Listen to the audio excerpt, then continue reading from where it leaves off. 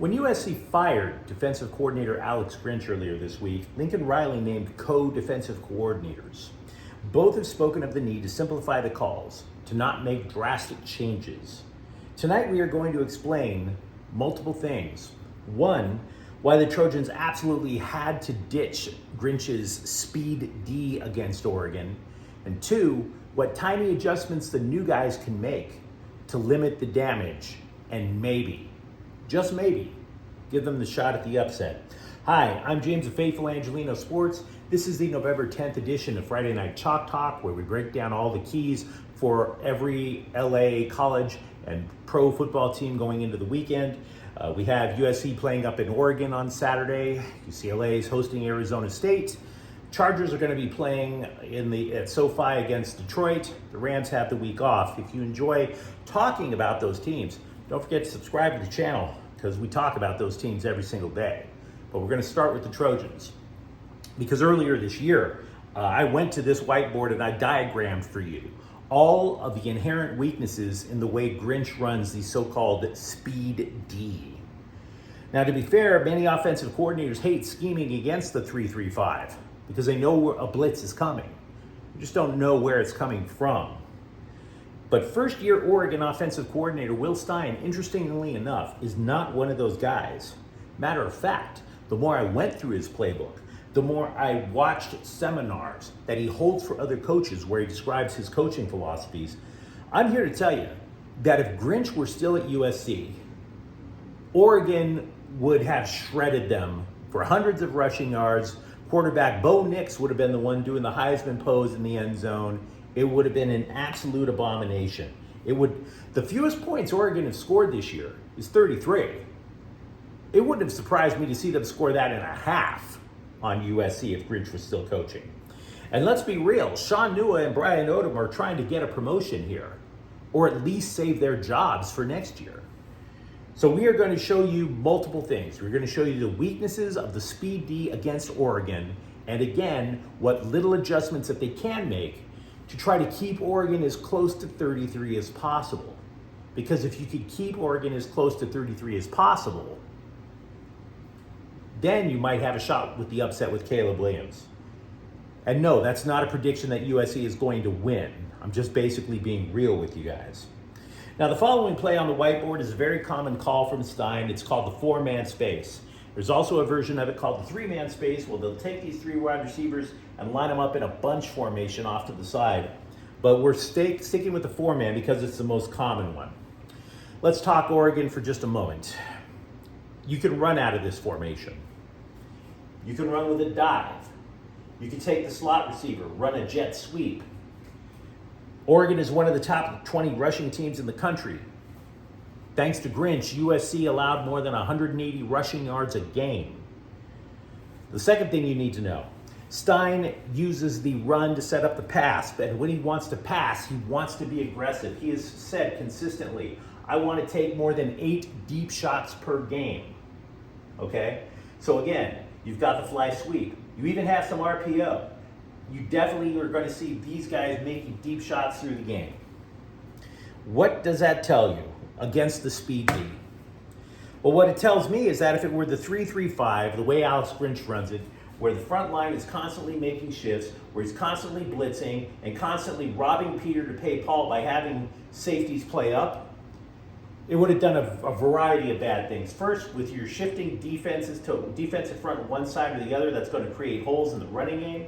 Secondly, if you are bringing safeties up and the quarterbacks traditionally at USC not wanting to get deep, play back, you're playing right into Oregon's hands for these deep shots right here, over and over and over again. So, it's a good thing that Grinch is gone. But what can the new guys do to stop it? You start by taking away not everything. You can't take away everything. You take away, though, the obvious things that can hurt you. You take away the dive, for example, because again, Oregon runs the football well. Instead of having your defensive linemen shift one way or the other, you just have your defensive ends play tight.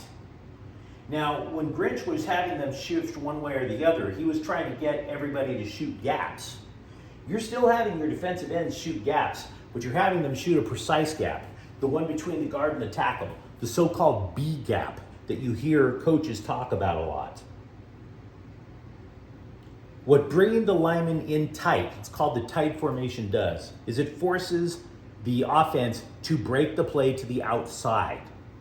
If you break the play to the outside, it takes extra time. And in that extra time, hopefully your defense recognizes what's going on, they get to swarm to the football, and it's not an explosive play. Remember, also, with shooting these gaps, the idea is you could also theoretically, hopefully, harm the jet sweep, because this guy will be running right into this end right here. So what would this guy have to do? Retreat for a couple of steps, hopefully giving the rest of the defense a chance to swarm, to give your defenders help. Again, we're not trying to defend everything. We are simply trying to limit the obvious options for the Ducks. So then, we just talked about getting rid of the dive, potentially harming the jet sweep. The jet sweep is for this guy, the slot receiver. The slot receiver also plays a lot in the RPO, but as you can see in this particular one, he's going to be one of those dudes taking the 8 deep shots a game. Let's take a look at the 4-man space to show how Oregon would have a field day with Grinch. Bo Nix lining up in the pistol formation. That's 3 to 4 yards behind the line of scrimmage as opposed to 6 to 7 in the shotgun. Prior to the snap, this running back, if it's going to be a pass play, will go in motion all the way over here. Now, why is he doing that? He's basically trying to give Oregon intel. Is it a man defense or is it a zone? If it is a man defense, the strong side linebacker would be following the running back out here. So if there's no strong side linebacker, clearly this guy would be open. If Alex Grinch says up front, he says, you know what, I recognize that's going to happen, so I'm going to take a safety, play him up here. Well, guess what that does? It leaves one safety back here to defend 2 deep routes. Oregon would have an absolute field day with that. And Grinch would be playing right into it. So what do the new guys do to limit the damage that Grinch would have otherwise caused? Well, the primary thing I would have done, if it were me, or the new guys, I would hope, is not follow this guy in motion. Matter of fact, I would say, you know what, if you want us to have one safety back, that's fine, but what I'm going to do is I'm going to take this defensive back, and I'm going to have him somewhere around here to take away one of these wide receivers. I am going to challenge you to throw me deep. I acknowledge that my safety can't cover everybody, but I'm going to take away everybody else that you can. I'm going to take away everybody else that you can. And I'm still going to have a safety to try to help one of my cornerbacks out to take away at least one deep route. The point being is one other thing. I mentioned earlier that because the cornerbacks would be trying to play off the line of scrimmage, you'd be giving every wide receiver a running head start off of the line. This isn't something that you can draw on the chalkboard. I would just simply say I want every one of my defensive backs to be right on the line of scrimmage and pop them right in the mouth. Absolutely disrupt the pattern. Hit them at the line of scrimmage. Because that way, at least you are disrupting the timing of the deep route.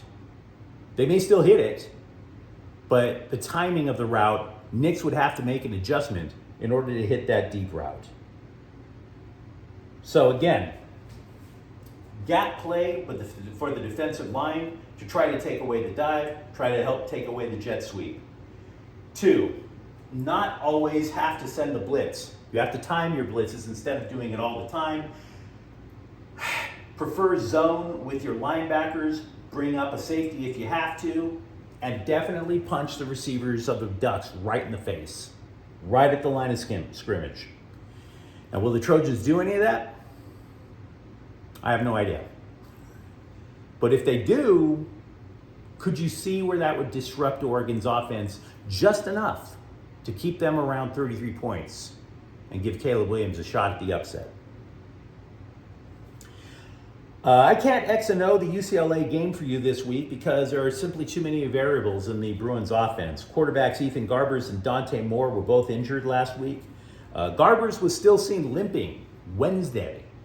So we don't even know with certainty if he's going to play. We don't even know how Moore got hurt yet, by the way. So you're down to Colin Schlee, who completed exactly 0 of his 5 pass attempts last week. But I still think UCLA wins this game. I do. I do because Arizona State has won twice. They don't have as many paths to victory as UCLA does, because the other thing I can tell you is that Arizona State has tended to fold against strong defenses. And if there's one thing UCLA definitely has, is a strong defense. So my gut feeling is UCLA wins that game. Finally, for the Chargers, the smart money says Detroit. They have the number 2 offense in the league. The Bolts have lost 2 receivers. Their offense last week against the Jets was literally pass to Keenan Allen, pass to Keenan Allen, pass to Keenan Allen, get in the red zone, and have Austin Eckler get a cheap 2-yard touchdown run. But the Chargers, over time in LA, and even in their latter years in San Diego, they were known for coming up with winning streaks in the second half of the season. So I believe Detroit will win, but I damn sure wouldn't bet on it, because for all we know, this is the start of a traditional second half run for the Chargers.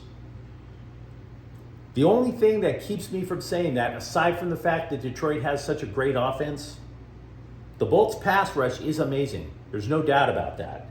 But the Lions have allowed the fewest sacks in the NFL. All I'm telling you is this. I don't believe USC is going to win, but I gave you a path to try to avoid embarrassment and hopefully give Caleb Williams a shot. I believe UCLA is going to win, and while I don't believe the Chargers are going to win, if they do, now's a pretty good time to get on board the bandwagon. But you let me know what you think in the comments thread. Talk to me about if you think the new guys running the Trojans defense have another idea to try to limit Oregon.